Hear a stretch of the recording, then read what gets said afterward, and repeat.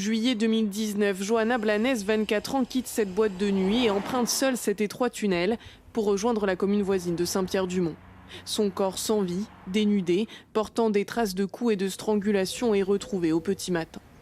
Aujourd'hui, aux assises de Mont-de-Marsan, l'accusé, dont l'ADN a été retrouvé sur le corps de la victime, a une nouvelle fois contesté les faits qui lui sont reprochés.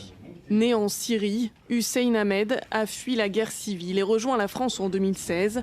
Un parcours de vie traumatique qui ne doit pas faire oublier le fond de l'affaire pour l'avocat de la famille de Johanna.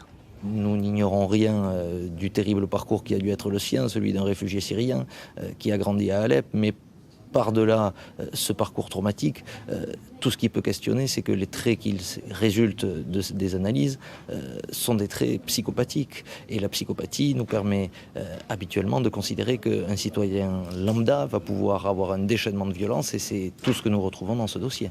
À la barre, les experts décrivent l'accusé comme impulsif et manipulateur. Il a d'ailleurs déjà été condamné pour des faits de violence, notamment à l'égard de son ancienne compagne. Des éléments à charge qui ne suffisent pas à le rendre coupable, précise son avocat. Tout cela rend effectivement une image qui est une image déplorable. Mais ce qui serait terrible, c'est que M. Ahmed ne soit jugé que sur une image. Aujourd'hui, ce n'est pas sur une image que le parquet va devoir nous convaincre de sa culpabilité, mais sur des faits avérés. Les premiers témoins, notamment l'ex-compagne de l'accusé, devraient être entendus demain. Le procès doit se poursuivre jusqu'à jeudi prochain.